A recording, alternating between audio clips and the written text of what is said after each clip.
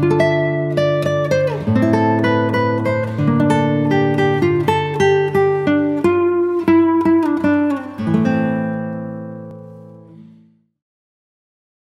saudara-saudara.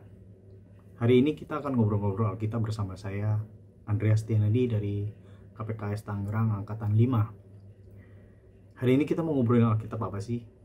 Nah, hari ini saya akan mengajak saudara-saudara untuk ngobrol Alkitab soal tokoh dalam Alkitab, yaitu Tobit. Tobit itu seorang Yahudi yang hidup di zaman pembuangan ke Niniwe setelah kerajaan Israel hancur oleh bangsa Asyur.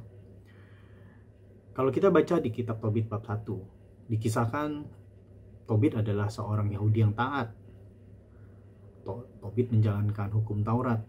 Tobit selalu hadir pada hari raya di Yerusalem untuk memberikan persembahan kurban dan juga persepuluhan sesuai hukum Taurat.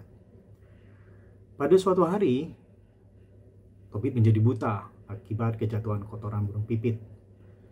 Meskipun sudah berobat sama tabib, tapi Tobit tak kunjung sembuh, malah menjadi buta. Nah, karena Tobit buta, istrinya Hana lah yang harus bekerja dan menghidupi keluarga. Hana sampai harus memborong pekerjaan yang dapat dilakukan oleh seorang perempuan di zaman itu. Ternyata keadaan ini mempengaruhi psikologis Tobit, di mana ia menjadi buta dan harus membiarkan istrinya bekerja untuk mereka. Pada suatu hari, Hana membawa pulang seekor kambing ke rumah.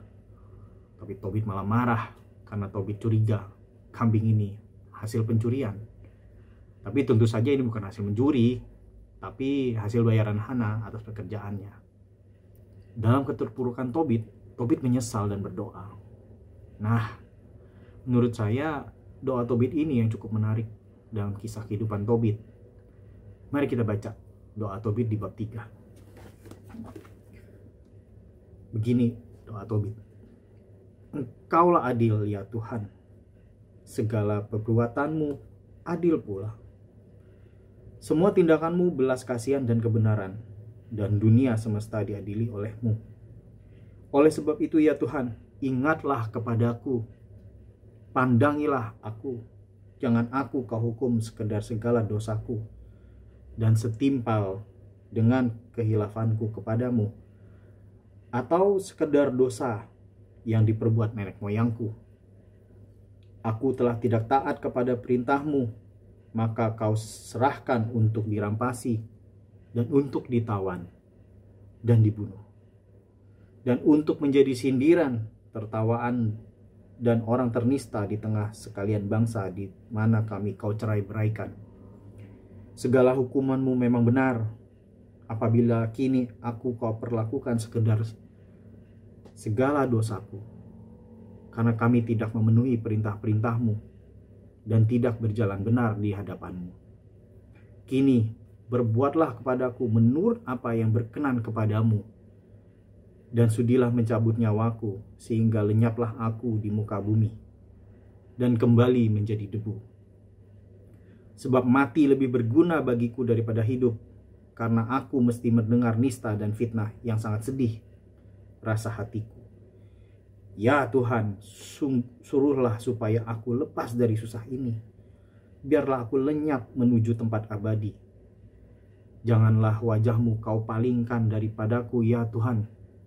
Sebab lebih bergunalah mati saja daripada melihat banyak susah dalam hidupku. Nista tidak dapat kudengar lagi. Saudara-saudara, itulah doa Tobit. Menarik bukan? Tobit memulai doa dengan memuji Tuhan sebagai hakim yang adil. Tobit yang selalu taat kepada Tuhan, percaya bahwa Tuhan Allah bangsa Yahudi adalah Tuhan yang adil, yang selalu bertindak berdasarkan belas kasihan dan kebenaran. Tobit memohon agar Tuhan mengingat dan memandang dia, serta jangan menghukumnya sekedar dosanya sendiri atau nenek moyangnya, yaitu bangsa Israel yang tidak taat kepada Allah. Tobit mengakui bahwa ia dan nenek moyangnya berdosa terhadap Tuhan, sehingga mereka memang patut dihukum. Di sini terlihat Tobit begitu merendahkan diri di hadapan Allah di dalam doanya. Meskipun Tobit sebenarnya adalah orang yang benar dan taat, tetapi sebagai manusia, ia sadar bahwa ia tidak terlepas dari segala kesalahannya, baik dirinya sendiri maupun nenek moyangnya. Dan di akhir doanya pun Tobit memohon agar Tuhan sudi mencabut nyawanya, karena ia tidak tahan lagi mendengar nista dan fitnah di dalam hidupnya. Di dalam keterpurukan seperti itu, Tobit tetap setia dan tetap taat kepada Allah.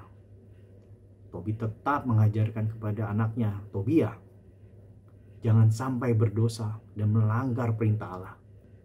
Ternyata seluruh doa, ketaatan, dan kesetiaan Tobit berkenan di hadapan Tuhan. Sehingga Tuhan mengutus malaikat Gabriel untuk menyertai Tobia pada saat Tobia melakukan perjalanan ke negeri Media. Dan pada akhirnya menyembuhkan mata Tobit. Apa sih yang dapat kita renungkan dari kisah Tobit ini? Yang menarik adalah kita tahu bahwa Tobit adalah orang yang benar dan taat kepada hukum Tuhan, pada hukum Taurat.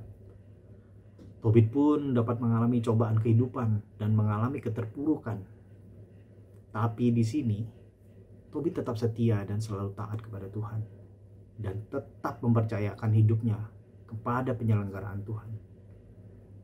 Doa Tobit ini menunjukkan kepada kita bahwa Tobit tetap merendahkan diri kepada Tuhan dan menyadari bahwa semua yang dialaminya akibat kesalahannya sendiri ataupun nenek moyangnya. Tobit tidak berkata, "Mengapa engkau Tuhan menghukum aku yang telah setia dan taat kepadamu?" Tidak. Tapi Tobit memohon belas kasih Allah untuk dapat melewati semua cobaan di dalam hidupnya.